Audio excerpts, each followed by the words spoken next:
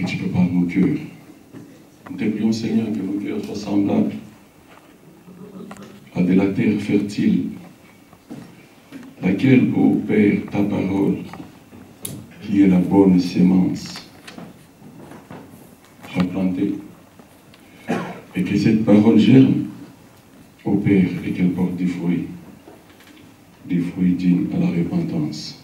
Tout esprit de divagation de pensée, tout esprit, même les voyages de pensée, tout esprit de distraction, l'endurcissement, l'incrédulité, je les brise au nom de Jésus-Christ. Père, tire ta gloire en ce moment. Que ce lieu soit couvert par les sang de Christ. Cher Saint-Esprit, les paraclés, les consolateurs, glorifie Jésus-Christ en ces instants. Car au commencement était la parole, et la parole était Dieu, et la parole était avec Dieu. Christ, tu es la parole. Tire ta gloire en ces lieux en ce moment. Au nom de Jésus-Christ. Amen. Amen. Hein? Gloire à Dieu. Que l'Esprit m'a venu à cœur qu'on fasse une action prophétique. Je ne sais pas comment dire ça. Si on peut se tenir debout, s'il vous plaît. Et nous allons prier main dans la main, chacun pour l'autre. S'il y a une personne de plus, on se mettra à 3. Et nous allons prier en faveur de la personne que je tiendrai à mes mains. Je ne sais pas pourquoi l'Esprit me l'a dit, mais je sais que c'est pour notre bien. On se met 2 à 2. Si on a de plus, on se met à 3.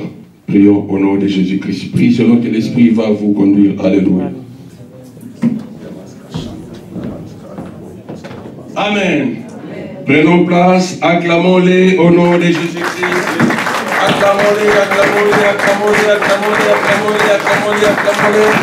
Acclamons-les au nom de Jésus-Christ. Alléluia, alléluia, alléluia, alléluia, alléluia. Amen. Je suis dans la joie de me tenir encore devant l'Église du Seigneur, parce que le Dieu de grâce nous a fait du bien. La montre, j'ai comme l'impression n'est pas correcte. Non, c'est pas bon. Parce que là, j'ai la vision troublée. Gloire à Dieu. Je bénis Dieu parce qu'il a déjà commencé à parler. Vous savez, quand mon bien-aimé frère, l'homme de Dieu, Alain, était devant ici quand il parlait, dès les premiers instants qu'il parlait, j'ai dit à ma femme, il a déjà commencé à prêcher. Quand il parlait de l'esclavagisme, et dans toutes les prières qui ont été faites dans ces lieux, on a parlé que de la libération, on a parlé que de la délivrance, on a parlé que nos vies étaient entre les mains du Seigneur, on a parlé que Dieu était présent, on a parlé que Dieu nous protège. Donc, tout ce qui a été fait, c'était déjà le message. Vous savez, des fois, on se demande qu'est-ce qu'on peut encore dire pendant que l'Esprit du Seigneur a déjà parlé. Pendant que l'Esprit du Seigneur a déjà communiqué la pensée de Dieu. Et la difficulté dans ce genre de cas, c'est de ne pas désorienter l'attention du peuple.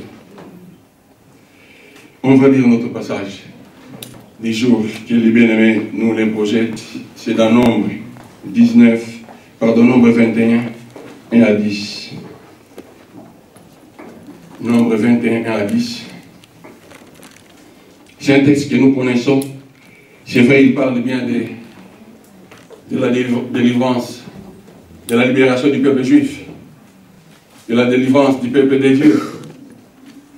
Et ce texte va nous aider à comprendre la pensée du Seigneur. Et j'ai pris Dieu qu'il m'aide à transmettre fidèlement sa pensée. Parce que cette pensée, je l'ai eue depuis un temps.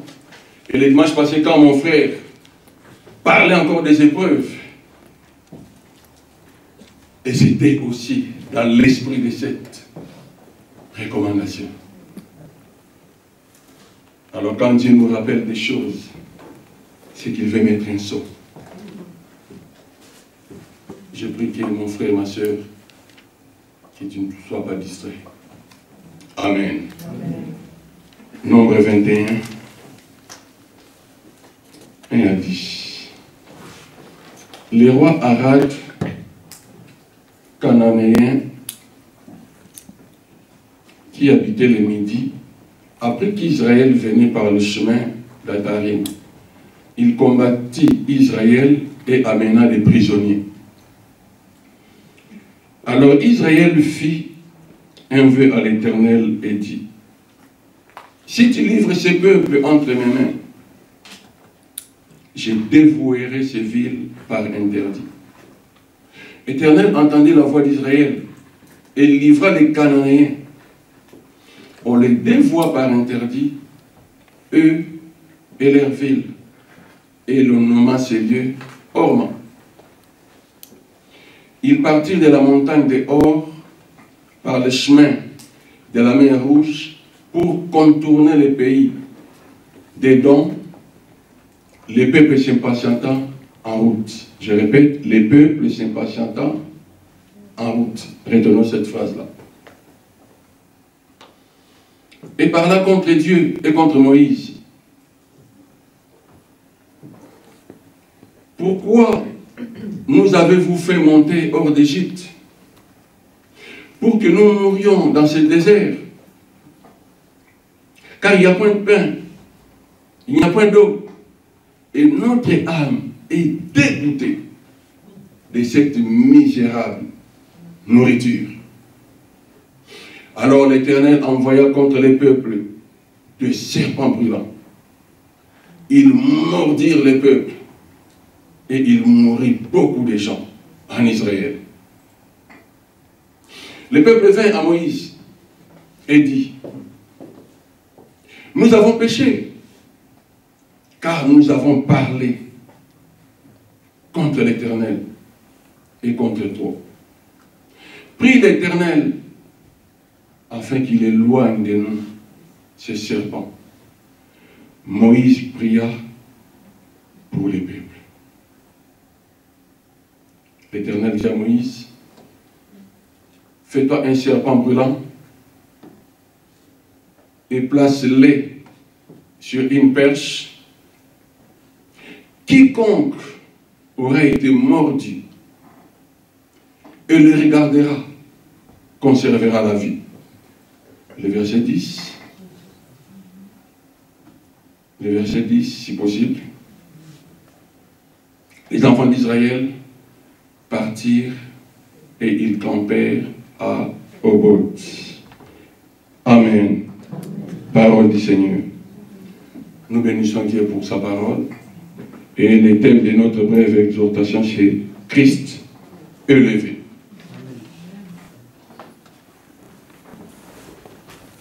Christ élevé.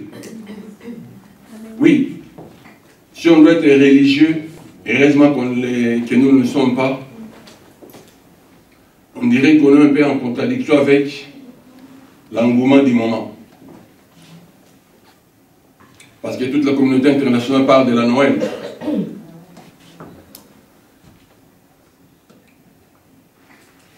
Et dans certains lieux, il y a même des images du petit enfant Jésus dans des crèches. Et ils essayent de commémorer à leur manière la venue de Christ. C'est leur façon de faire. Heureusement pour nous, gloire à Dieu, nous ne sommes pas des religieux. Christ était déjà né.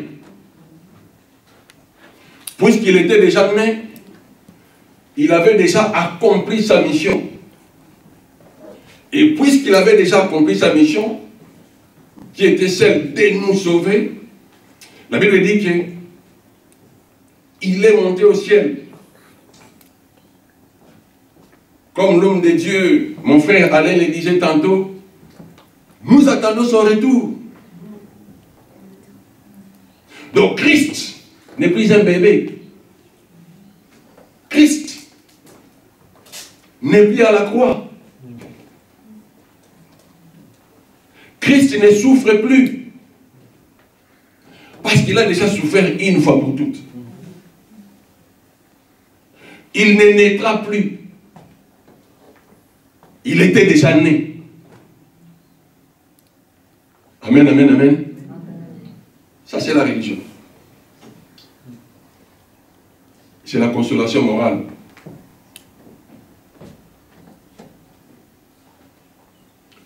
Mais la pensée de Dieu pour nous, pendant ces événements de Noël, que nous comprenions que Christ est réellement élevé. Amen. Alors, bien aimé, le but de mon message, c'est de nous aider à ne pas cultiver en nous l'attitude de murmure. Il nous arrive des fois dans la vie de nous retrouver dans des conditions difficiles. Ça arrive. Parce que c'est humain, c'est normal. Ce n'est pas surnaturel, c'est naturel. Les difficultés de la vie sont réelles. Parce que nous avons un corps matériel. Et notre corps a des limites. Notre vie elle-même aussi est limitée. Nous ne sommes pas illimités. C'est-à-dire notre vie a aussi des limites. Notre vie manifeste aussi ses incapacités. Tout simplement parce que nous sommes des hommes. Voilà pourquoi je dis c'est normal qu'il y ait des difficultés. C'est normal qu'il y ait des fois des souffrances, des maladies, des oppressions. C'est normal, ça peut arriver. Quelle est notre attitude face à tout ça? La semaine passée, quand mon frère, en tout cas aujourd'hui, sera très content, je le citerai toujours, quand l'homme de Dieu, Alain, nous a exhorté la semaine passée parlant du désert, parlant des épreuves. Bien aimé, le désert est dur, il est rude, il est sec. C'est compliqué. On peut se retrouver dans des situations pareilles. Je dis encore que c'est normal, c'est naturel. Mais quelle est notre attitude? Comment est-ce que nous appréhendons cela? Comment est-ce que nous vivons ces instants, ces moments? Est-ce que nous sommes dans l'attitude d'acceptation? Ou est-ce que nous sommes dans l'attitude de la rébellion? C'est le cas de l'Israël par rapport au texte qu'on a lu. Les enfants d'Israël étaient dans l'esclavage, dans un pays étranger. Vous savez, une fois de plus, mon frère, soyez bénis aujourd'hui, c'est votre jour. Mon frère a parlé de l'esclavage, de l'abolition de l'esclavage. Il faut les vivre. Nous lisons ça. Nous avons entendu. Nous voyons des gens, nous voyons des villes, nous voyons des communautés qui ont réellement vécu l'esclavage. Eux, ils les ont vécus. Mais nous lisons. Des fois, il y a des films. Des fois, il y a des documentaires. Mais nous ne ressentons pas ce qu'eux, ils ont ressenti. Et aussi, oui, c'est des descendants. Mais ce sont leurs aïeux qui les ont réellement endurés. Je m'imagine quelqu'un qui doit quitter l'Afrique.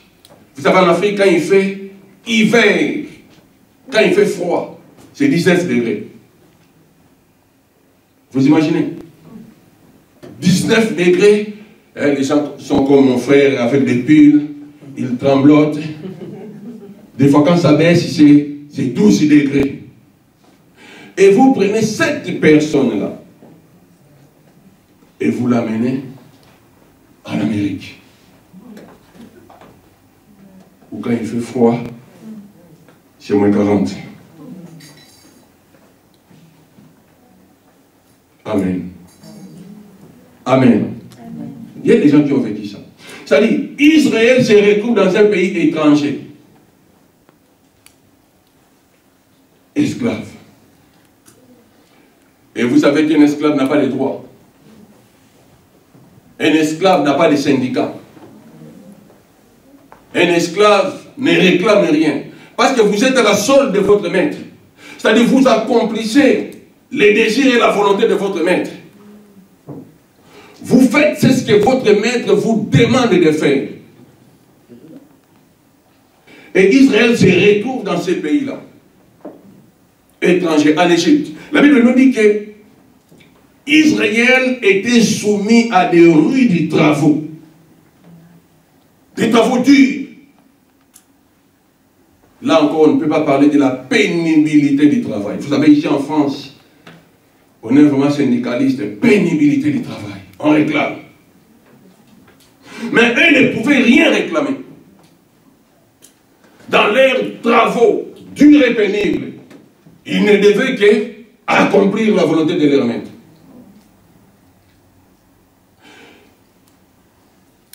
Et c'est des années. La Bible nous dit que c'est 430 ans. C'est des générations en génération. Ils ont transmis des douleurs. Ceux qui les ont vécus, partis, ils les transmettent à d'autres. D'autres, ils les vivent, partis, ils les transmettent à d'autres. C'est-à-dire, c'était des cris de lamentation, des cris de douleur dans un pays étranger. La Bible dit que pendant leur souffrance, pendant leur douleur, ils crièrent à l'Éternel. Amen. Est-ce qu'on peut me répondre? Amen. Amen. Moi, j'aime les retours, s'il vous plaît. Moi, je n'ai pas besoin de ces retours-là. J'aime que les retours soient vous. Comme ça, on est en interaction. Amen. Hein? Amen. Donc, Israël se retrouve dans cette situation.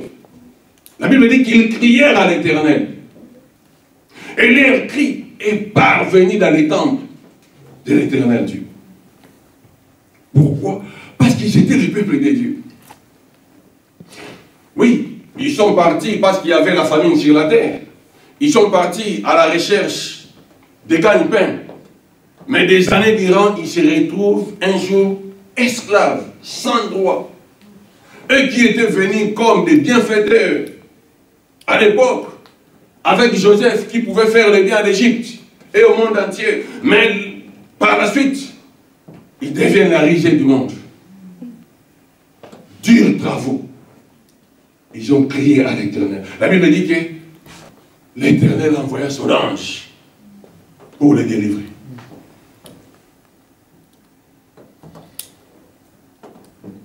Et le miracle a été accompli. Israël a été délivré. Israël a été délivré de l'esclavagisme. Israël a été délivré de la main rude de son maître, l'Égyptien, qui à l'époque, comprenons que l'Égypte à l'époque était l'équivalent de la puissance mondiale d'aujourd'hui. Parce que toute la force y était. L'arsenal militaire, les biens, tout y était. La preuve, il faut seulement voir les pyramides qui aujourd'hui, même les bacs plus, autant que je peux les qualifier, ne parviennent pas à comprendre qu'est-ce qui a été fait pour construire des bâtisses comme ça. Quelle intelligence, quelle puissance, quelle capacité. C'est-à-dire, c'était une puissance à l'époque. Et c'est cette puissance-là qui avait captivé le peuple de Dieu. Amen. Alors bien aimé, comprenons ces choses de cette façon-là. Ils étaient des esclaves physiques, sans droit. Et leur cri est parvenu aux oreilles de l'Éternel, qui envoya son ange pour les délivrer. Et si nous voyons dans la Bible, après la traversée de la mer Rouge, ils ont vu de leurs yeux des choses que moi, je n'ai pas encore vues. Bien aimé, imaginez-vous, la mer fondue en deux. À gauche, c'est un mur d'eau. Et à droite, c'est encore un mur d'eau. C'est un miracle que moi je n'ai pas encore vu. Mais eux, ils les ont vécus. Certainement, puisque l'eau est transparente, ils voyaient les tilapias, ils voyaient les requins. Mais ce qui est important pour eux, ils ont traversé à sec. Quel miracle, quelle puissance! Ça, c'est la force infinie de notre Dieu.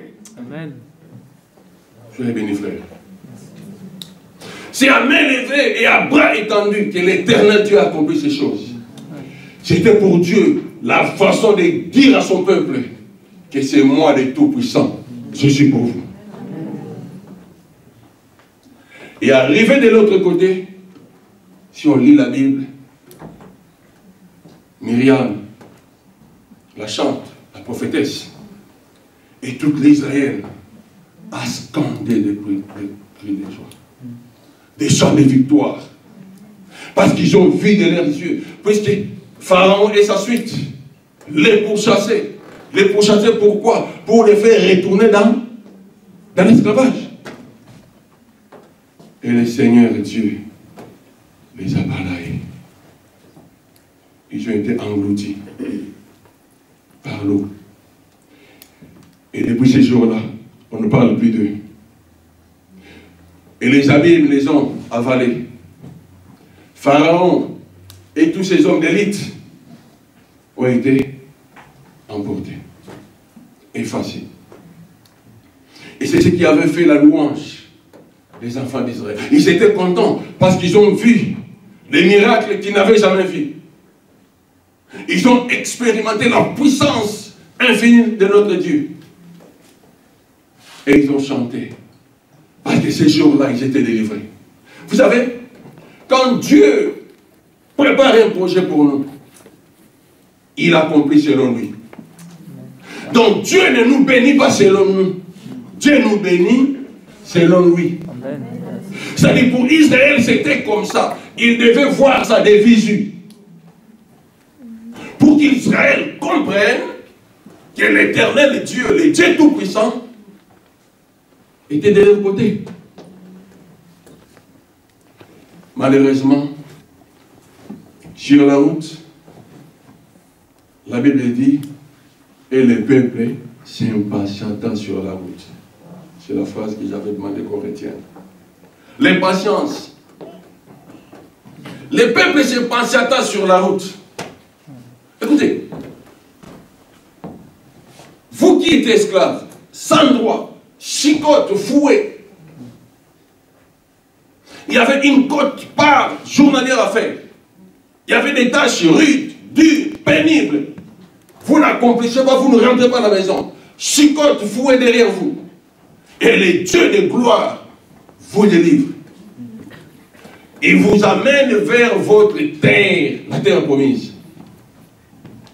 Mais vous vous rébellez contre ce Dieu en lui disant, pourquoi tu nous as fait sortir de l'Égypte? Mettons-nous un peu à la place de ce peuple-là, réfléchissons ensemble. C'est-à-dire, ils ont dit à Dieu, il aurait fallu pour nous de rester esclaves. C'est-à-dire, ils ont dit que les fouets des Égyptiens étaient bons pour nous. La chicotte de Pharaon était mieux. Moïse dit à ton Dieu, pourquoi il nous a arrachés entre les mains de nos ennemis? C'est ça, c'est ce qu'ils ont dit. Leur impatience les a menés dans la rébellion. Pour eux, ils ont aimé rester continuellement esclaves, sans droit.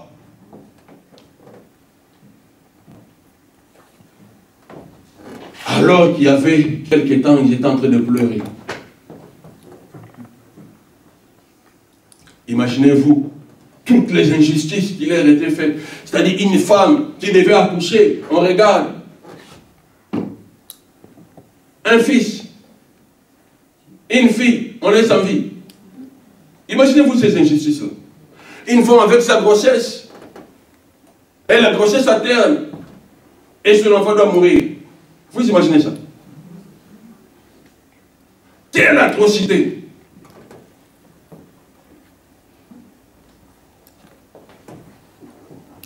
C'est pénible. Mais ils ont oublié tout ça.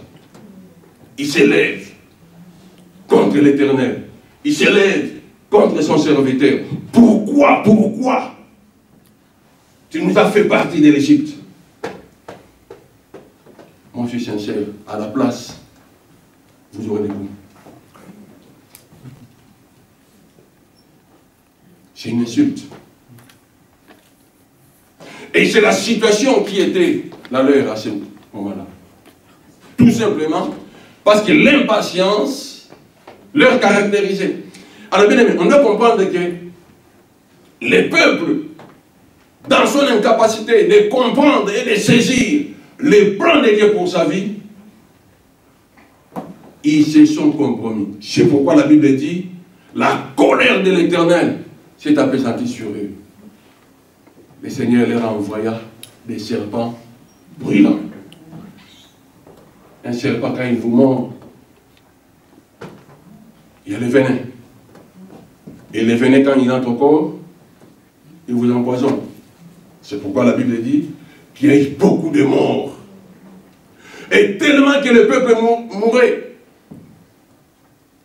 Et ils reviennent encore vers Moïse. Ils ont compris leur méfait. Demande à Moïse de prier Dieu pour eux. Et Moïse l'a fait. Le Seigneur a donné la solution. Il demande à Moïse de fabriquer un serpent. Et Moïse fabriqua le serpent d'airain qui devait les positionner sur une perche de manière à ce que quiconque aurait été mordu, il fallait juste voir. On est mordu, premier réflexe, il faut voir le serpent. Il n'était pas par terre, il n'était pas à côté, il était élevé. Il était suspendu sur une perche, de manière à ce que tout œil le voyait. Et c'était la solution de Dieu. Parce que notre Dieu est toujours un Dieu compatissant. C'est-à-dire, malgré l'égarement, malgré nos impatiences, malgré notre timidité, malgré notre mal-faire, mais il est toujours compatissant. Et son amour pour son peuple l'a poussé à les aider à conserver la vie. Amen. C'est les textes qu'on a lus. Alors bien aimé, ces textes viennent faire quoi pour nous en ces jours? Alors bien aimé, on va essayer de voir la similitude qu'il y a entre les peuples de Dieu, Israël, et nous, les peuples de Dieu, chrétiens d'aujourd'hui. Oui, pendant que toute la communauté internationale, comme je disais, la communauté universelle, est dans la joie de fêter Noël, Noël, Noël, oui. Et quelle similitude, quelle ressemblance que nous pouvons tirer dans ce texte, dans nos vies aujourd'hui. Alors bien aimé, on doit comprendre une chose, que notre Dieu est celui qui nous a appelés à lui. La Bible déclare que l'Éternel Dieu a préparé pour nous des projets de paix et non des projets de malheur. Il les a préparés tout simplement afin de nous donner un avenir et de nous donner de l'espérance. Comme sa parole le dit. Dans Jérémie 29. C'est-à-dire qu'il a préparé pour nous des projets de paix et non les projets de malheur. C'est-à-dire pour Israël, quand Dieu a envoyé Moïse pour les délivrer de la main des Égyptiens, c'était pour leur propre bien. Alors, puisque Israël a vécu 430 ans en Égypte, bien aimé, c'était correct et normal. Israël avait perdu ses habitudes. Israël avait perdu ses coutumes. Israël avait perdu sa façon de vivre, conformément à la façon dont l'Éternel Dieu les avait préparés. Car Israël est un peuple choisi par Dieu. Israël devait être une nation sainte. Israël, c'est le peuple que Dieu a mis à part pour lui, afin qu'il soit le miroir du monde. Mais Israël se retrouve dans un pays étranger. Et il a copié les habitudes des païens. C'était normal que l'Éternel Dieu ne les amène pas directement à Canaan.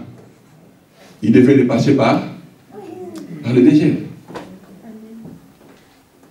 Dans le désert, pour Israël, était juste le chemin. C'était un passage. C'est comme quelqu'un qui veut aller à Martinique. Vous prenez l'avion. L'avion n'est pas votre destination. L'avion, c'est un passage. Dans le désert, pour Israël, est un passage. Et le passage du désert devait permettre à l'Israël d'être taillé, d'enlever des mauvaises choses. Comme la Bible le dit dans Deutéronome, pour Dieu, c'était pour les éprouver. Et c'était pour les humilier, afin de leur faire du bien. C'est-à-dire, Dieu a choisi cette voie pour les tailler. Dieu a choisi cette voie pour les purifier. Parce que les habitudes païennes des Égyptiens ne devraient pas être amenées dans Canaan. Je reviens à ce que j'ai dit. Le Dieu qui nous a appelés à lui a préparé pour nous des projets de paix et non des projets de malheur. C'est-à-dire, c'est lui qui connaît notre destinée. Et c'est lui qui a notre destinée dans sa main. Puisque c'est lui qui a le monde entier dans sa main. Et je vais vous dire, bien aimé, puisqu'il a le monde entier dans sa main, il est aussi fidèle pour nous amener vers notre destinée. Amen. Chose que Israël n'a pas saisi. Israël pensait que c'était une punition. Israël pensait que la traversée du désert était une punition. Non. C'était le chemin. C'est le chemin de leur purification. C'est le chemin de leur nettoyage. Pour que Israël paraisse pur, propre, sans ride, sans tache, à l'entrée de Canaan. Parce que c'était le pays où coule le lait et le miel. Il devait y entrer comment? Pas avec les attitudes des Égyptiens. Parce qu'en Égypte, quand il y avait des problèmes, il fallait consulter les devins. En Égypte, quand il y avait des problèmes, il fallait aller voir les magiciens. La preuve, les ramassis qui les ont accompagnés les ont poussés à murmurer contre l'Éternel. Pourquoi? Parce que c'était leurs habitudes de l'autre côté. Donc Dieu dans son amour, Dieu dans son plan pour Israël devait le faire passer par le désert. Une fois de plus, j'ai béni mon frère pour le message du dimanche passé qui nous a parlé des épreuves, qui nous a parlé du désert. Bien aimé, les déserts, je dirais qu'ils s'imposent à nous. Les déserts, ils s'imposent à nous. Ce n'est pas un lieu du fouet, non. Ce n'est pas un lieu où Dieu nous amène pour nous exterminer, non. Mais je dirais, c'est notre lieu de formation. C'est dans les déserts que notre caractère chrétien est formé. C'est dans les déserts que l'homme nouveau renaît. C'est dans les déserts qu'on est purifié. C'est dans les déserts. Vous savez, même l'or, quand on l'extrait, il doit passer par le feu. Il doit passer par le feu. Il passe par le feu, non pas pour faire souffrir l'or, non. C'est pour enlever les impuretés. C'est pour enlever les saletés. Et après, l'or est brillant. L'or est pur. C'est un peu cette image-là qu'on doit comprendre. C'est-à-dire, le désert, pour nous, c'est un lieu de formation. Je dirais même, c'est un centre de formation que Dieu utilise pour nous tailler. C'est celui que Dieu utilise pour nous purifier. Vous savez, quand on était païen, on était esclaves. Comme ma soeur l'a dit dans sa prière. Nous étions esclaves de Satan. Nous étions esclaves des péchés. Et nous accomplissions les vœux de notre cœur. Quand notre cœur nous disait, allez à la boîte de nuit, on y allait facilement. Quand nos cœurs pouvaient nous dire, allez, prenez les boissons enivrantes, enivrez-vous, on le faisait facilement. Parce que nous étions esclaves de Satan. Et Satan permettait qu'on accomplisse ses œuvres dans nos vies. C'était normal, parce qu'on était esclaves. Et maintenant qu'on est sauvés, et maintenant qu'on est devenu enfant de Dieu, ces choses doivent disparaître. C'est pourquoi 2 Corinthiens 5,17 dit, si quelqu'un est en Christ, il est devenu une nouvelle créature. Nouvelle créature veut tout simplement dire que les choses anciennes sont passées. Et voici toutes choses sont devenues nouvelles. Allez bien. Moi j'ai donné ma vie à Christ. Mais comment est-ce que dans ma vie les choses anciennes sont encore là?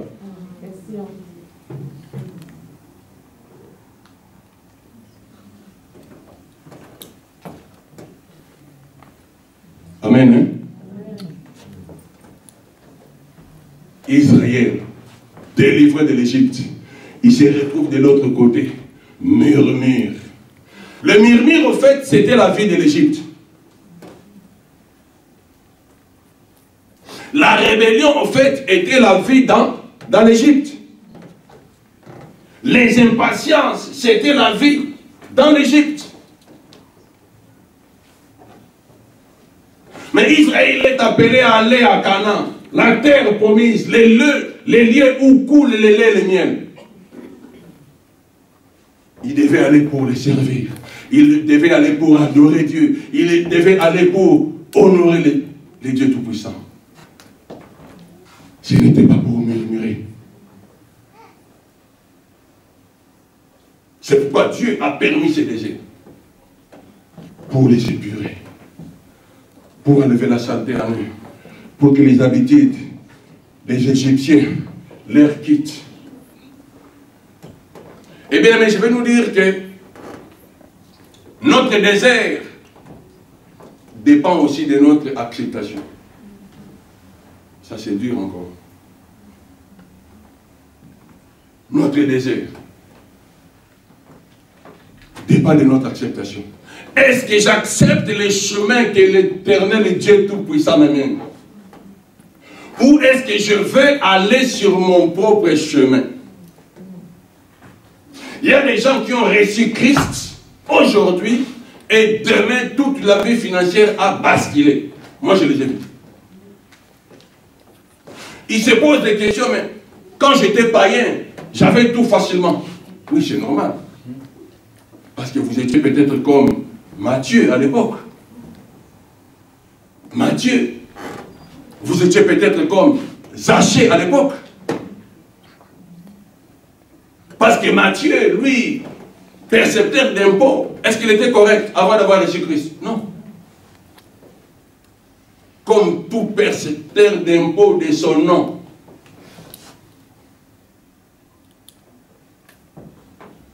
Vous vivez dans la mafia. Vous vivez dans la tricherie. Vous vivez dans la fraude financière. Mais puisque vous avez donné votre vie à Christ, ces choses doivent passer. Et si votre fortune mensuelle atteignait les 10 000 €, parce que c'était la faute, mais puisque vous êtes à Christ, vous vous contentez de votre salaire. Et votre train de vie va faire quoi? Votre train de vie va faire quoi? Remerciez. Et vous redevenez normal. Vous vivez avec 10 000 € par mois. Oui. Est-ce que c'était votre salaire? Non. C'était des coopérations illicites, c'était des magouilles, c'était des détournements, c'était les pillages, c'était les vols. Oui, parce que vous étiez païen, chrétien. Des surcroît, vous ne faites plus. Et de ces habitudes négatives, une seule voie. C'est la voie du désert. Et souvent, le Seigneur utilise le désert pour éprouver aussi l'attitude de notre cœur. Quelle est l'attitude de notre cœur? Est-ce que nous lui appartenons réellement en propre? Ou nous avons Dieu et autre chose?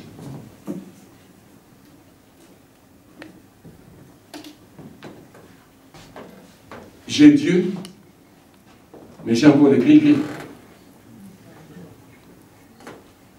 J'ai Jésus, mais j'ai encore les œuvres des ténèbres en moi. Bien, la Bible me dit, on ne peut pas servir deux maîtres. L'esclave n'a fait qu'un seul maître. L'esclave n'a pas deux maîtres. Et puisqu'Israël a été délivré de l'esclavagisme, c'est-à-dire passant de l'autre côté, il n'y avait que Dieu qui était son maître.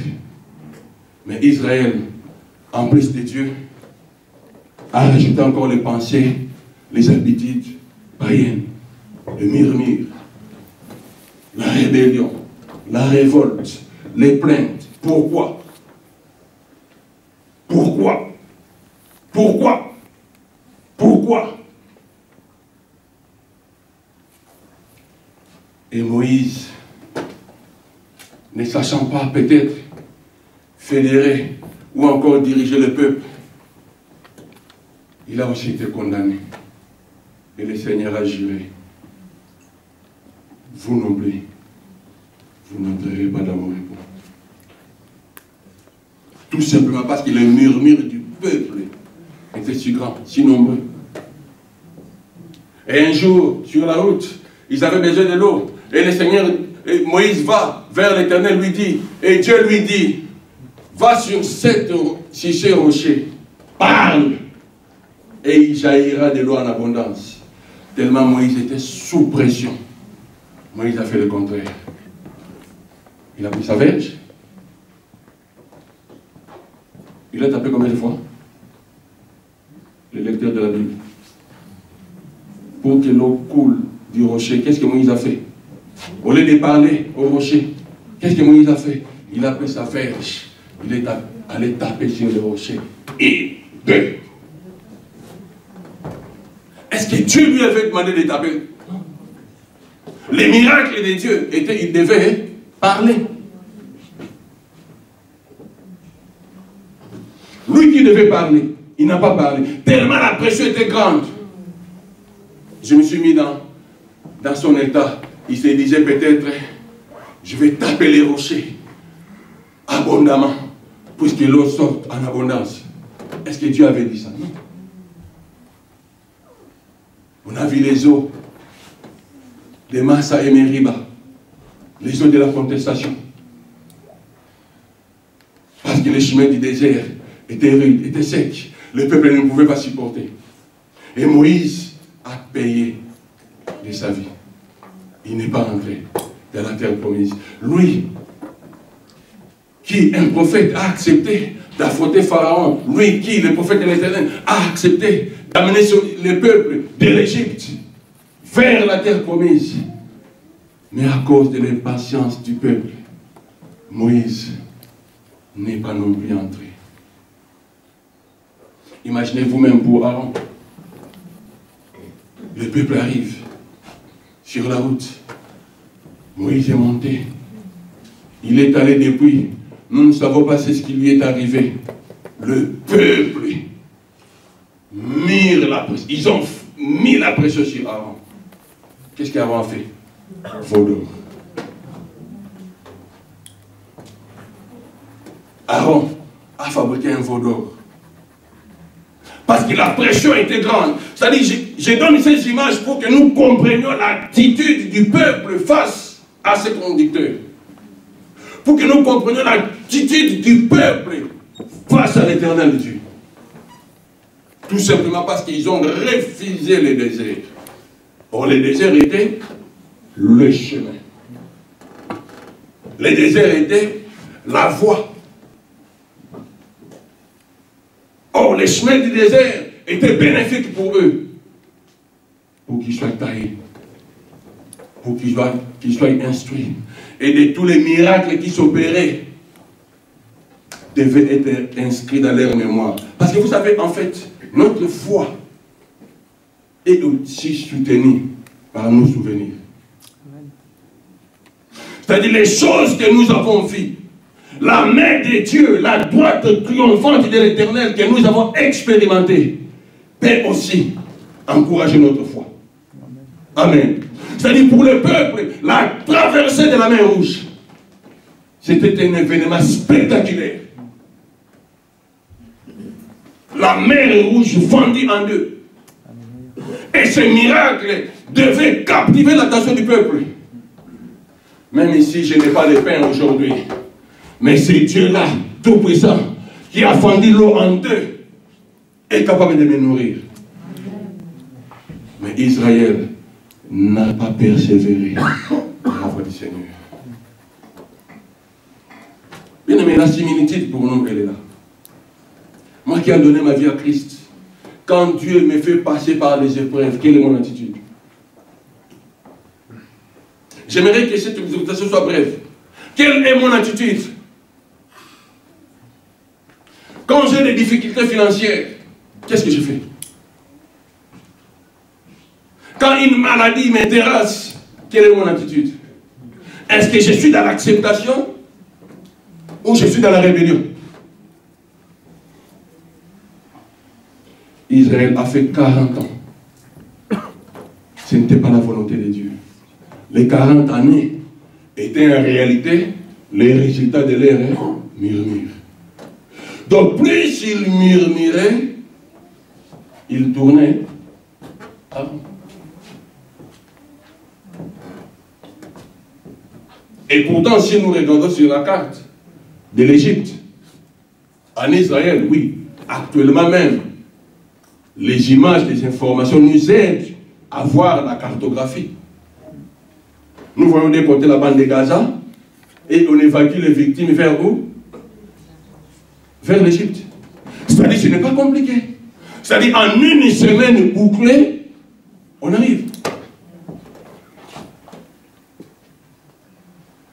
Là où il y avait l'Israël, là il y avait l'Égypte, mais c'est à côté.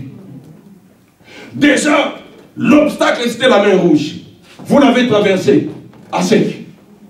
C'est-à-dire qu'ils étaient déjà de l'autre côté de la rive.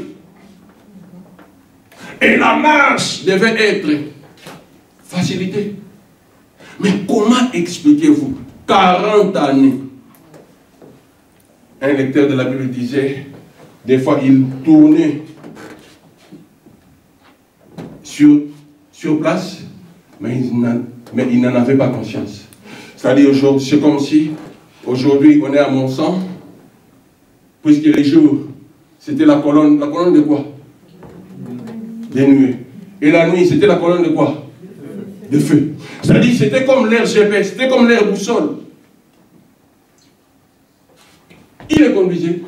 C'est comme aujourd'hui, hein, les GPS. Après 100 mètres, tournez à gauche. Après 1 kilomètre, tournez à droite. C'est comme ça qu'ils étaient conduits. C'est-à-dire la présence de Dieu les conduisait. Et en plus, c'était aussi un miracle pour eux de voir que c'était le feu qui les conduisait. Quand le feu s'arrêtait, eux aussi s'arrêtaient. Quand le feu bougeait, eux aussi s'en allaient. C'est-à-dire avoir la cartographie, et cet auteur dit certainement, ils pouvaient passer à Mont-Sang, ils arrivent à Mélin, et de Mélin, ils font le tour, ils reviennent encore à Mont-Sang, ils partent, ils vont. Bien aimé, le murmure en réalité fait retarder l'accomplissement du plan de Dieu dans notre vie. Je disais, le murmure retarde. Dieu a préparé pour nous des projets de paix. Oui. Dans son amour, dans sa fidélité, il va vous les donner. Parce qu'il a préparé pour vous. Mais votre attitude dans le désert détermine la durée de l'accomplissement. Quelqu'un peut dire Amen? Amen. C'est-à-dire, plus je suis patient, plus je suis persévérant, plus je reconnais que c'est lui qui m'a appelé, c'est lui qui me dirige, c'est lui qui me dirige, c'est lui qui m'amène vers ma destinée, plus j'avance. Et le contraire, je suivrai. Plus je murmure, comme je disais l'autre fois, les murmures sont des murs. On construit des murs. Murs. Murs. Murs. En réalité, je retrouve comme casé. Christ dit, qui par ses inquiétudes, qui par ses soucis, peut augmenter même une coudée à Satan. Qui? Donc c'est là pour dire que les murmures ne servent à rien. Matthieu 6 nous dit, regardez les oiseaux du ciel, ils ne sèment, ni ne moissonnent, et n'amassent rien dans les greniers, et votre Père céleste les nourrit. Ne valez-vous pas beaucoup plus qu'eux? J'ouvre une parenthèse. Ce passage des Écritures m'a été donné par mes moniteurs de l'école du dimanche. Matthieu 6, 26. J'étais encore à l'école primaire. Regardez les oiseaux du ciel. Ils ne sèment, ni ne moissonnent, et ils n'amassent rien dans les greniers. C'est-à-dire les oiseaux ne cultivent pas. Les oiseaux ne plantent pas. Les oiseaux ne labourent pas la terre. Les oiseaux n'ont pas de greniers. Hein? Des greniers là où on garde nos graines maintenant. Ils n'en ont pas. Mais la Bible me dit, notre Père Céleste les nourrit. Amen. Écoutez la conclusion. Ne valez-vous pas beaucoup plus qu'eux? C'est-à-dire, Matthieu nous dit que nous avons de la valeur plus que les oiseaux. Parce que nous sommes sauvés. Parce que nous sommes ses enfants. Parce que nous avons en nous l'Esprit de l'Éternel. Christ a payé le prix pour nous. Nous sommes sauvés. Nous avons de la valeur devant notre Dieu et Père. Quelle est notre attitude quand nous traversons le désert? Psaume 23 nous exhorte. L'Éternel est mon berger. Je ne manquerai de rien. L'Éternel est mon berger. C'est-à-dire, c'est lui notre berger. Parce que c'est lui qui nous a appelés à lui, c'est le berger. Un berger, c'est un leader. Un berger est devant les troupeaux. Il a son bâton pour conduire les troupeaux. L'Éternel est notre berger. Comme je l'ai dit une autre fois, nous sommes des brebis. Les brebis du Seigneur. La Bible le dit. Une brebis, mon frère est en train de rigoler parce qu'on en a parlé l'autre fois, 4 estomacs. Nous sommes des ruminants. Des ruminants spirituels, c'est-à-dire la parole que nous recevons, les miracles que nous voyons, la main de Dieu que nous expérimentons, reste à nous. Et c'est cette parole qui doit monter à nous quand on est face aux épreuves. Bien aimé, il y a 2 ans, votre compte bancaire était toujours au rouge, donc au vert. Et 2 ans après, vous êtes au rouge. Qu'est-ce qui a changé? Est-ce que c'est Dieu qui a changé ou que c'est la situation qui a changé? Mais c'est la situation qui a changé. Mais bien aimé, souvenez-vous de ce que l'Éternel Dieu a accompli pour vous. On garde ce passage-là. Souvenez-vous de cela. Lui qui vous a béni financièrement. Il y a des gens qui ne pouvaient même pas accéder à l'immobilier. Mais Dieu vous bénit. Il vous donne toutes les possibilités. Et vous devenez propriétaire. Pendant que ceux qui avaient beaucoup de revenus ont été décalés, recalés, refusés. Mais vous, le Seigneur de gloire, a accompli un miracle en vous. Et quelques temps après, les déserts, curieusement, Vous murmurez.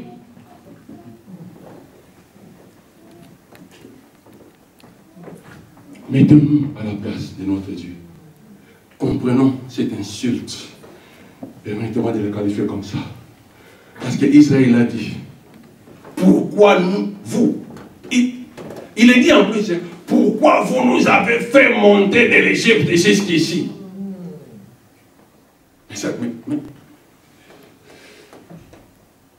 Je m'imagine la pression que Moïse avait.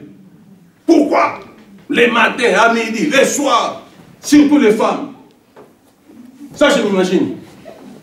Les enfants n'ont rien à manger. Parce que des fois, les hommes, hein, bon, ils sont dans la réserve, ils ne parlent pas. Mais les femmes, la preuve, quand Moïse est monté à la face du Seigneur, les bijoux, c'était les bijoux de qui? Tous ces bijoux qui ont aidé à fabriquer les veaux d'or, c'était qui? Aidez-moi, non? Ils ont donné des bijoux. Ils demandent à Aaron, fabriquez-nous un veau d'or. Parce que dans leur conscience, en Égypte, il y avait des iris, aussi. Vous voyez, tous ces dieux-là matériels, c'était les images qu'ils avaient. Or, c'est Moïse est monté, on ne sait pas ce qui lui est arrivé. Fabriquez-nous un veau d'or. La pression était forte. La Bible me dit, Aaron a écouté la voix du peuple. Donnez vos bijoux. Il y a une qui a fait des colliers, des bagues, des boucliers. Ils ont donné. Ils ont fabriqué un veau d'or. Écoutez, Aaron a dit, Israël, regarde l'Éternel qui vous a délivré. Seigneur, aie pitié.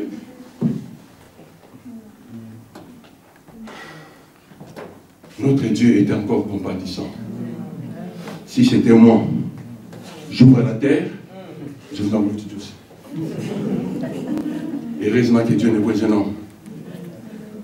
Parce qu'une telle insulte n'est pas facile à être acceptée.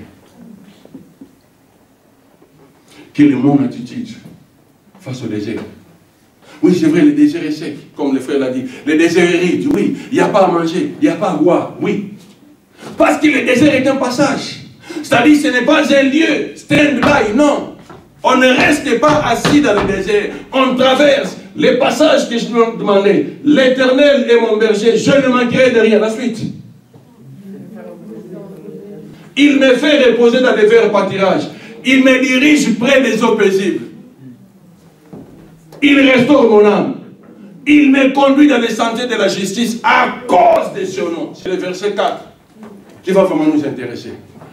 Quand je marche dans la vallée de l'ombre de la mort, je vais paraphraser.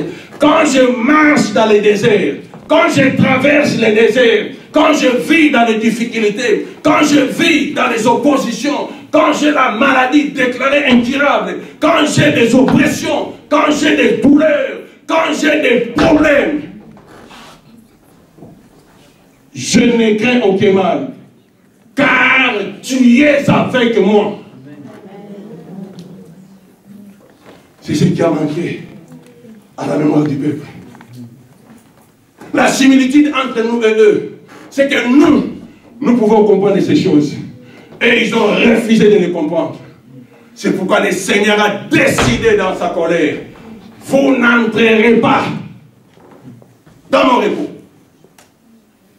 Puisque Josué et Caleb l'ont sanctifié, il n'y a que les deux qui sont sortis d'Égypte. 40 ans après, sont entrés dans le Canaan de Dieu. Et toute cette génération était exterminée. Alors bien aimé, les oiseaux du ciel ne s'aiment pas. Ils n'amassent rien dans les greniers. Notre Dieu est Père les nourrit. L'Éternel notre berger. Quand je marche dans la vallée de l'ombre de la mort, c'est-à-dire quand je traverse, on dit je marche. Celui qui marche n'est pas statique. Celui qui marche n'est pas stationnaire. C'est-à-dire notre vie avec Dieu, c'est la marche avec Dieu. Et dans cette marche, il a promis d'être avec nous. Il a promis d'être avec nous comme Matthieu 28 nous dit. Je suis avec vous tous les jours jusqu'à la fin du monde. C'est-à-dire les problèmes pour Israël. Ils ont refusé de comprendre que Dieu était avec eux. Ils ont refusé d'accepter que c'était l'Éternel Dieu qui les conduisait. Ils ont refusé volontairement d'admettre que l'Éternel leur berger les conduisait. Parce qu'il dit, quand je marche dans la vallée de l'ombre de la mort, c'est-à-dire, les difficultés peuvent arriver. Mais la seule chose est sûre, il a promis d'être avec nous. Amen. Là, ça change tout. Dieu, quand il nous a attirés, il ne nous a pas dit que notre vie serait que rose. En plus, j'ai des rosiers chez moi à la maison.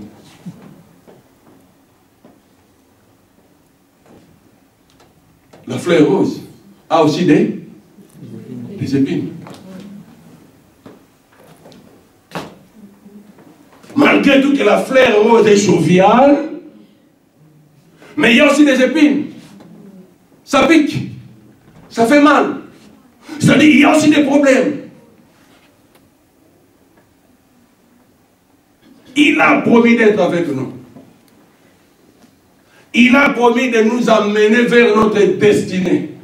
Comme Jésus pouvait dire, je suis le chemin, je suis la vérité, je suis la vie. Et nul ne peut aller au Père que par moi. Il a promis. Avant de retourner au ciel, Christ dit, je suis avec vous tous les jours.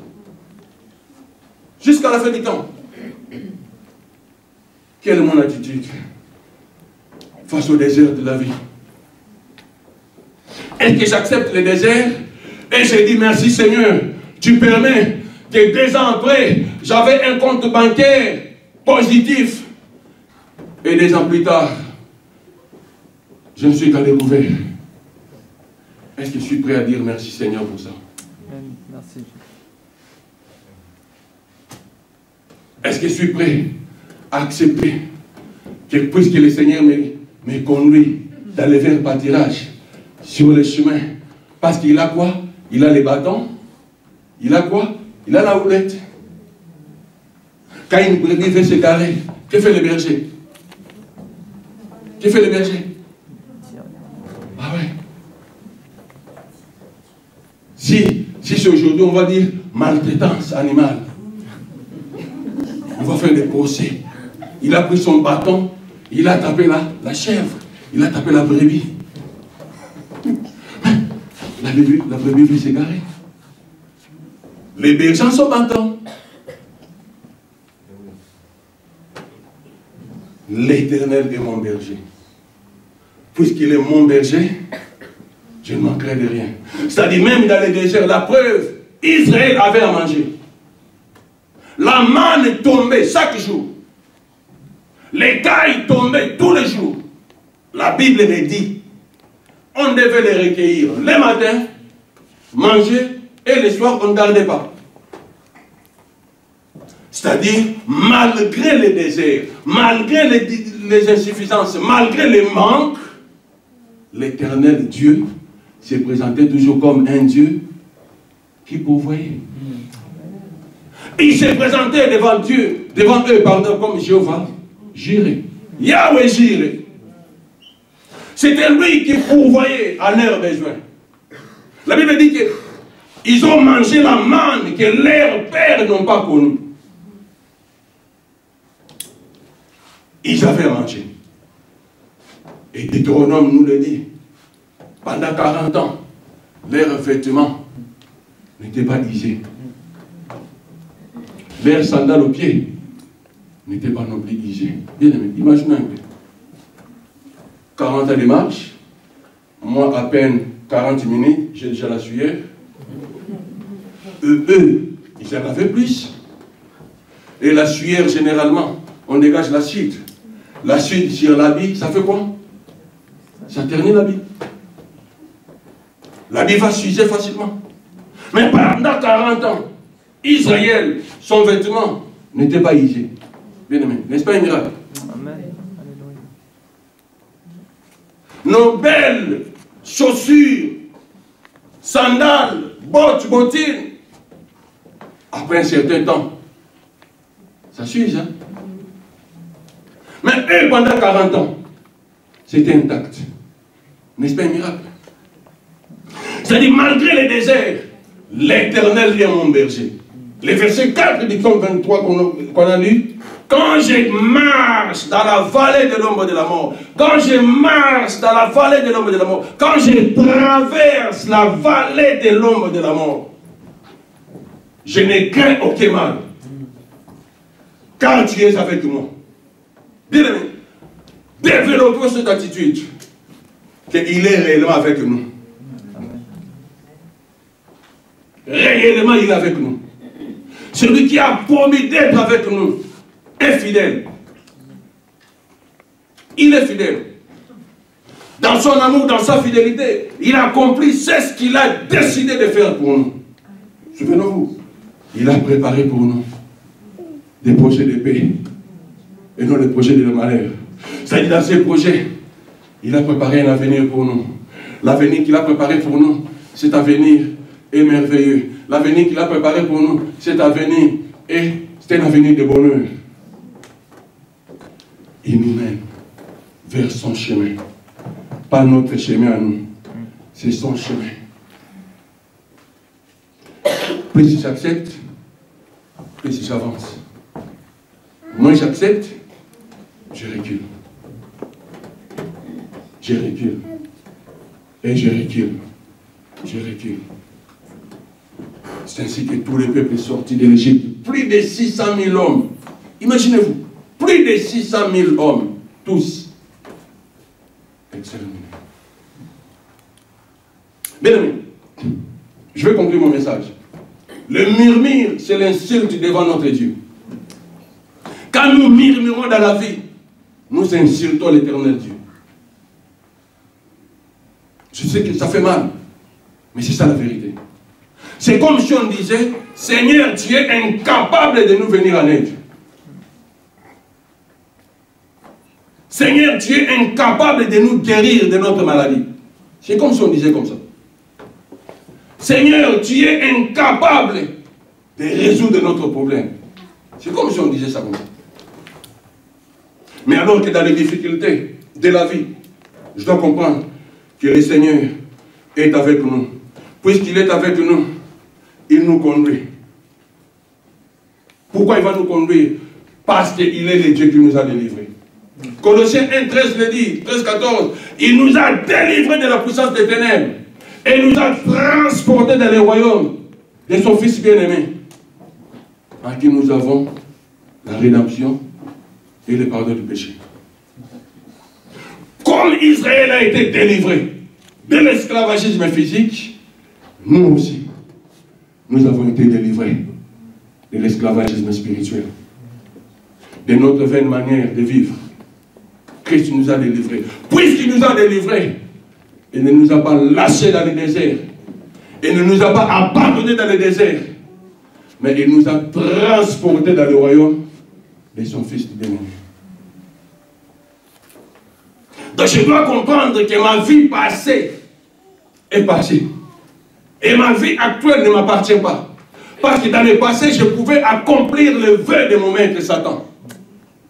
Mais aujourd'hui, ma vie ne m'appartient plus. Je dois accomplir le vœu, les désirs de mon Dieu et Père. Parce que c'est lui qui me conduit vers ma destinée. Quelle est mon attitude? Et quelle devrait être mon attitude? Israël n'a pas persévéré dans cette alliance. Il a été exterminé. Bien aimé, ma prière est que cela ne nous arrive pas. Face au désert, il est rude, oui. Il est dur, pénible. Je prie Dieu comme Paul pouvait prier pour les Colossiens, pour les exhorte. Il prie le Seigneur, il intercède pour eux, pour qu'ils soient persévérants et patients dans les épreuves. Je prie Dieu qui vous donne la persévérance dans les épreuves.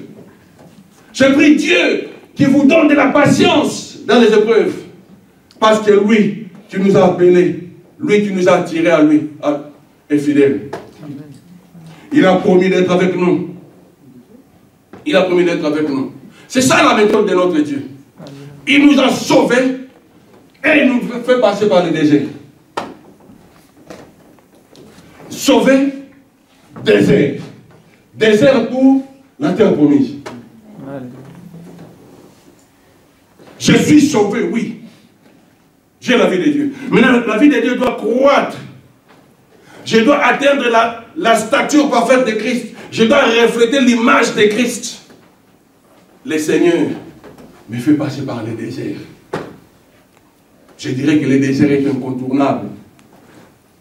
Le désert peut être les difficultés de la vie. Le désert peut être une maladie. Le désert peut être des incompréhensions dans la vie. Le désert peut être des questions de tout genre. Ça peut être le désert. Mais une seule chose est sûre, qu'il a promis d'être avec nous. Et celui qui nous a attirés à lui est fidèle. Et face à cette traversée, je ne suis pas seul. Pourquoi? Quand je traverse la vallée de l'ombre de la mort, je ne crains aucun mal, car tu es avec nous. Donc, nous ne sommes pas seuls. Nous sommes avec lui. C'est ce Dieu qui a créé les cieux et la terre. C'est l'Éternel Dieu Tout-Puissant. Israël a vu de ses yeux les eaux fondues en eux. Ces souvenirs des miracles devaient booster leur foi. Mais malheureusement, Israël n'a pas persévéré. Israël s'est rebellé. Et nous, dans notre vie, nous avons aussi les bienfaits du Seigneur dans nos vies. Chacun a un témoignage. Chacun a un témoignage de ce que Dieu a fait pour lui. L'un dira, j'étais ivrogne, j'ai dormi dans les bars, j'étais incontrôlé. L'autre dira, quand j'allais dans les boîtes de nuit, tout le monde me prenait.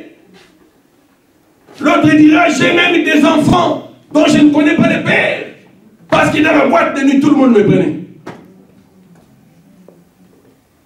Parce qu'il est esclave de Satan.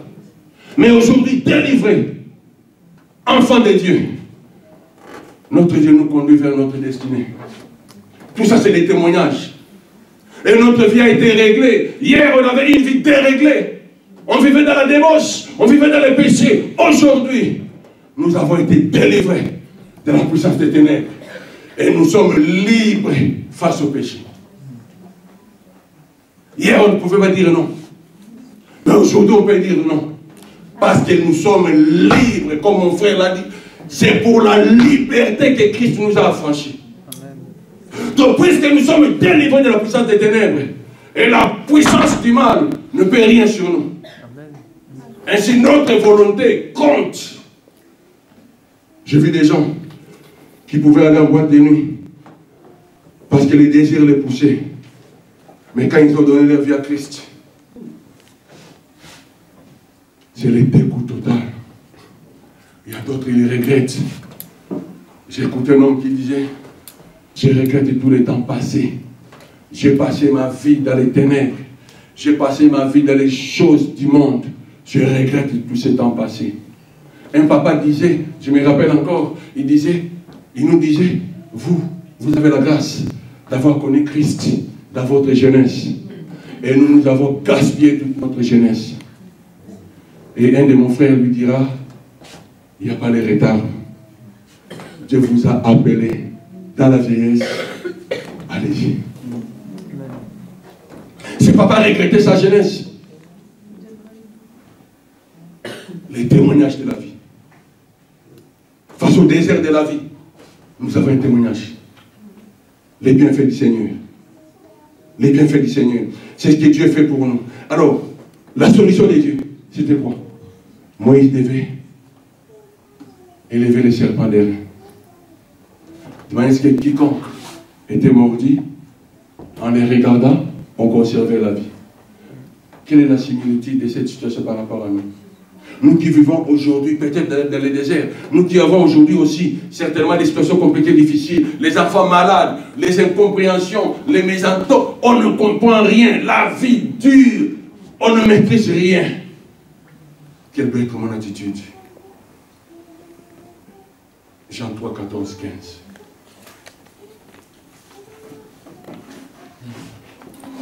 Et comme Moïse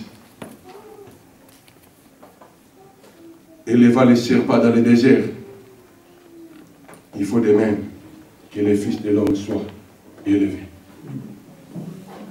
La solution de Dieu pour nous, quand on est dans le désert, quand on traverse le désert, une seule attitude, élever le Fils de l'homme. Parce que le Fils de l'homme a été souverainement élevé. Christ a payé le prix. Lui qui était égal à Dieu, il ne l'a pas regardé comme une proie à arracher de lui être égal. Il s'est anéanti lui-même, prenant la forme d'esclave, devenant semblable aux hommes, en acceptant de mourir par la mort de la croix. La Bible me dit, c'est pourquoi aussi Dieu l'a souverainement élevé. Dieu l'a souverainement élevé. Il lui a souverainement élevé et lui a donné le nom au-dessus de tout. De tout nom. La solution de Dieu pour nous, Christ qui est souverainement élevé, il doit l'être dans ma vie. Bien souvent, nous nous élevons nos difficultés, surtout nous les Français. Et vous savez, elle avait dit, on ne peut pas nouer les débouts du mois, et c'est compliqué, je suis tout à découvert. Quand mon salaire passe, des jours après, je suis à découvert. Quand le prélèvement passe, mon compte est devenu rouge. Nous les Français, des râleurs, comme quelqu'un l'a dit. C'est comme ça qu'on nous catégorise. Et j'oublie qu'il y a 2 ans, mon compte était bombé, plein. J'oublie qu'il y a 4 ans, je n'étais pas découvert. J'oublie qu'il y a 5 ans, je ne payais pas à crédit. Je payais cash. Tout ça, c'est des miracles. Dieu vous a béni financièrement, vous pouvez payer cash. À l'époque. Et 3 ans après, vous ne pouvez plus. Réaction, murmure. C'est une insulte. Face au tourment de la vie, face aux difficultés de la vie, élevez Jésus dans votre vie. Souvent, nous nous élevons nos problèmes. Oh, c'est une maladie, les médecins disent, c'est une maladie incurable. Écoutez des noms, plein non, non. Il y a des noms des fois compliqués. Difficile à prononcer. Dans le mot lui-même, il vous fait peur. Des noms sophistiqués. C'est-à-dire, nous élevons les noms des choses, nous élevons le nom des maladies, nous élevons le nom des difficultés, alors que le nom de Jésus a été souverainement élevé. Bien-aimé, mon attitude, quand je lève ma maladie, quand je lève mes souffrances, ça veut dire, j'abaisse le nom de Christ. C'est ça ce que ça veut dire. C'est ça l'attitude de l'Israël. Au lieu de regarder les serpents qui étaient élevés, et d'autres continuent à murmurer, oh, ils vont mourir, oh, toi Moïse, dis-toi. Regardez les serpents derrière, ils continuent à murmurer. Et c'est ainsi que beaucoup mourraient. La Bible dit un grand nombre mourir. Donc sur plus de 600 000 sortis, d'autres sont aussi partis par là. La Bible ne donne pas les chiffres, mais la Bible dit un grand nombre.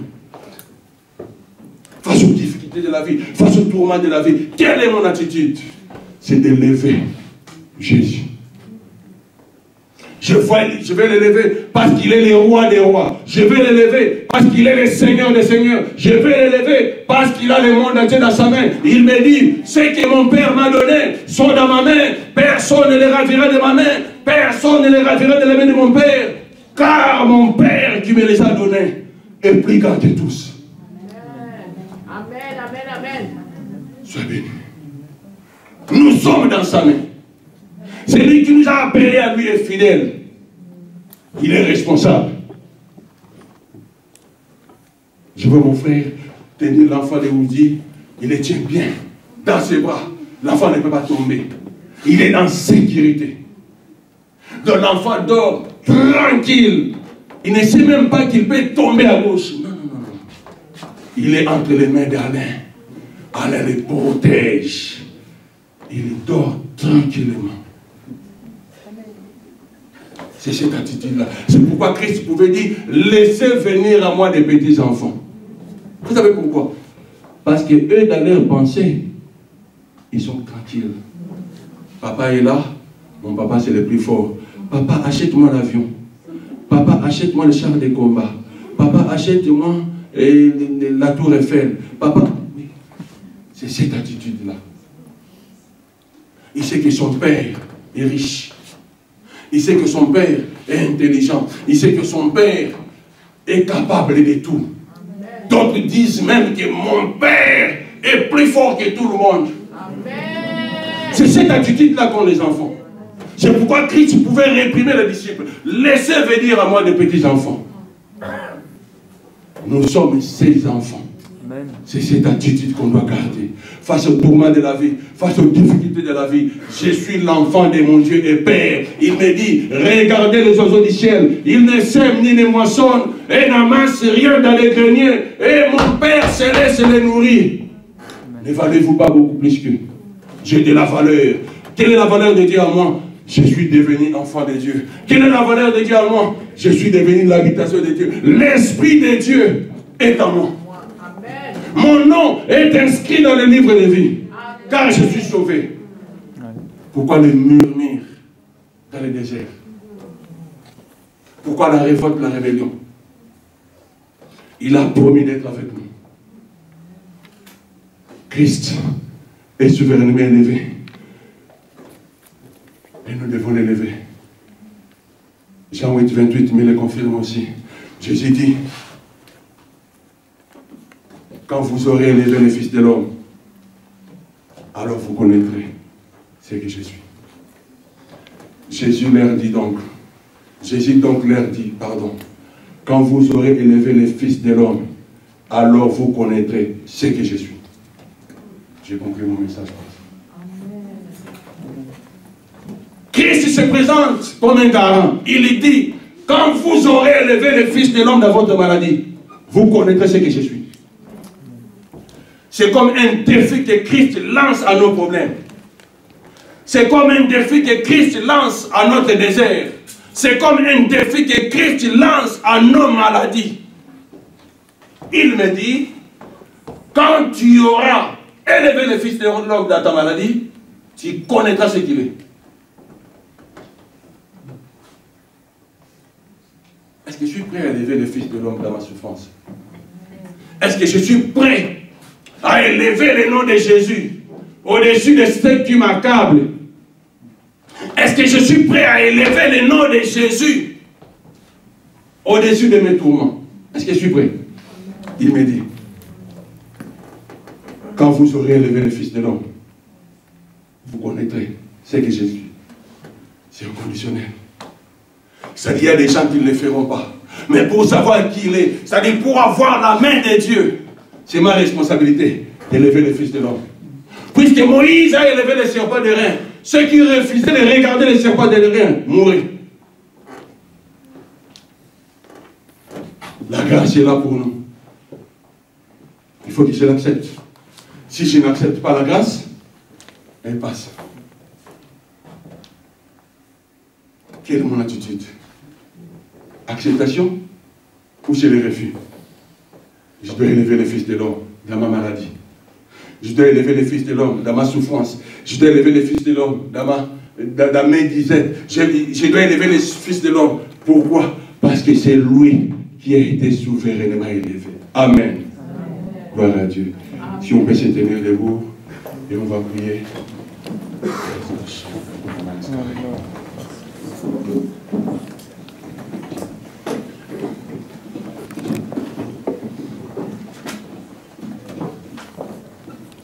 Dieu ne nous condamne pas. Moi non plus, je n'ai pas l'intention de nous condamner. Moi-même, je suis dedans. Sa parole est une lampe à nos pieds et une lumière sur notre sentier. C'est-à-dire, la lampe nous éclaire. La lumière éclaire notre sentier. Et nous voyons clair. Peut-être nous nous méconduisons. Oui, sa parole vient juste pour nous éclairer. On va prier. Psaume 68, 2-3 me dit, Dieu s'élève, ses ennemis se dispersent, et ses adversaires fuient devant sa face. Comme la fumée, ses disciples, tu les disciples. Comme la cire se fond au feu, les méchants disparaissent devant Dieu. Bien aimé, Dieu s'élève, ses ennemis se dispersent. Lorsque vous aurez élevé le Fils de l'homme,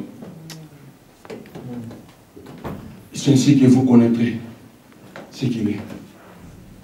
Dans votre situation, vous la connaissez très bien. Dans votre maladie, je ne dirais même pas votre maladie, dans la maladie qui vous tourmente, dans les difficultés qui vous accablent. Ce ne sont pas vos difficultés à vous, ce n'est pas votre maladie. C'est la traversée. C'est la traversée. Cette étiquette n'est pas vôtre. Tu n'es pas maladif, non. Tu n'es pas maladif, non. Je condamne cette expression au nom de Jésus-Christ. Tu n'es pas maladif. La maladie peut venir. Elle doit passer son chemin. Et je veux élever le Fils de l'homme. Bien aimé. C'est alors que l'Esprit va vous conduire. Commencez à élever le Seigneur. Reconnaître qu'il est au-dessus de tout. Reconnaître que c'est lui qui a toutes choses. Il a le monde entier dans sa main. Reconnaître que c'est lui qui nous a appelés à lui est fidèle. Quelqu'un qui écoutera cette parole. Yahweh,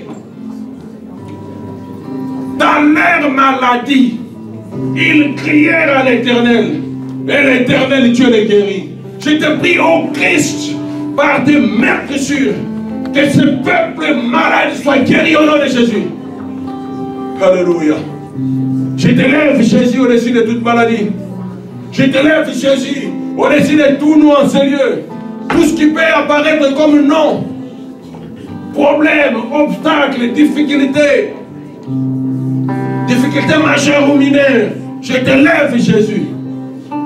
Car tu es le roi des rois. Car tu es le Seigneur des seigneurs. Christ Jésus, tu es souverainement élevé. Christ Jésus, tire ta gloire dans la vie de mon frère et de ma soeur. Alléluia. Tire ta gloire dans la vie de mon frère et de ma soeur. Alléluia. Je t'élève dans sa vie au nom de Jésus-Christ. Je t'élève dans sa vie au nom de Jésus-Christ. Je t'élève dans sa vie au nom de Jésus-Christ. Je t'élève dans sa vie au nom de Jésus-Christ. Alléluia. Tire ta gloire dans sa vie au nom de Jésus-Christ. Yamaska Shanta Kodamaniskai. Alléluia. Bien-aimé, reconnaissez que Christ est élevé au-dessus de tout. Reconnaissez que Christ est souverainement élevé au-dessus de tout. Il est élevé au-dessus de tout problème. Il est élevé au-dessus de nos maladies. Il est élevé au-dessus de nos difficultés. Et ce ne sont que des noms. Parce que le nom de Jésus est souverainement élevé. C'est pourquoi je lève le nom de Jésus sur tout type de cancer, connu ou non connu, diagnostiqué ou non diagnostiqué, enseigné au nom de Jésus-Christ. Maska Santa Konamaniskai. Je t'élève, Jésus, au-dessus de tout problème, au-dessus de toute difficulté, au-dessus de toute souffrance, au nom de Jésus-Christ.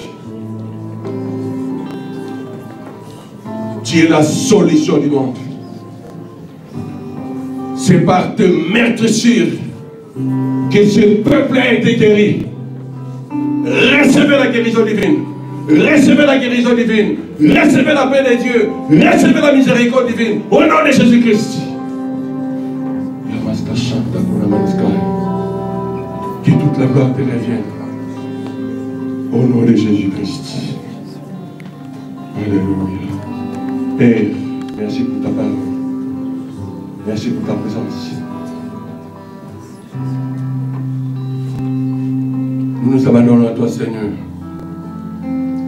Nous reconnaissons que tu nous as attirés à toi. Aide-nous à développer l'assurance de ta présence, car tu es avec nous. Aide-nous, ô Père, à développer l'assurance de ta sécurité, car tu nous tiens dans tes bras et nous sommes en sécurité. Nous sommes en sécurité. Que ce peuple accepte ta sécurité. Que ce peuple accepte ta présence. Car tu es notre Dieu le Père. Au nom de Jésus-Christ. Et le peuple de Dieu, nous acclamons le Seigneur éternel.